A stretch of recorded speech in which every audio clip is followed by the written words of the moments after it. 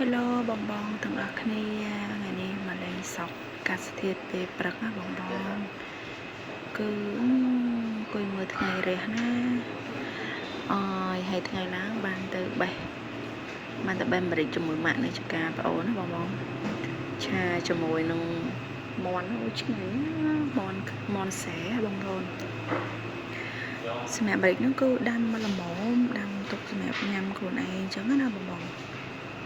វាអត់សូវមានច្រើនទេដោយសារយើងអត់សូវដាក់ជីដាក់អីចឹងណាមាន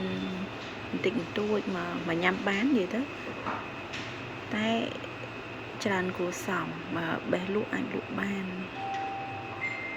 ខ្ចីល្អបងខ្ចីហើយយើងយកមកឆាឈ្ងុយហើយខ្ញុំមិនបេះតែខ្ញុំបេះមួយម៉ាក់មួយប្អូននេះតែពិតចកានេះគាត់ដាំដំបងថាដាំច្រើនតែដល់ពេលឲ្យម្រេចថោកបងម្រេចថោកទៅគាត់ដាំតែបន្តិចទៅ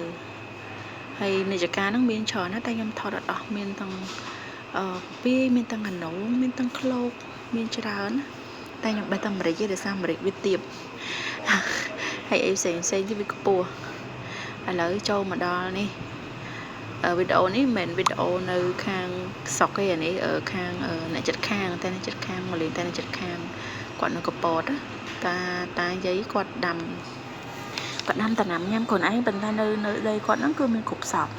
មានតាំងពីដូងមានតាំងពីតបែកមានតាំងពីស្វាយហើយស្វាយគាត់មានច្រើនប្រភេទមិនមានតែប្រភេទទេ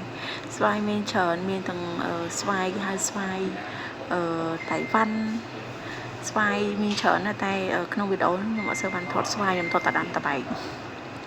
ហើយដីគាត់ហ្នឹងមានពីរកន្លែងប៉ុន្តែអាដីនេះគឺគាត់នៅហើយហ្នឹងអាកាសធាតុវាផឹកដែរនេះសិតតបែកគាត់ហុំណា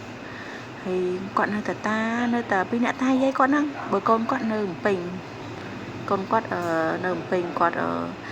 តសៅរ៍ទៅបានទៅខេត្តអញ្ចឹងណាទៅបានទៅលេងម៉ាក់ប៉ាគាត់ដោយសារគាត់នៅភ្នំពេញនេះគាត់កាយគាត់ជាប់រវល់អញ្ចឹងណាខាងដុក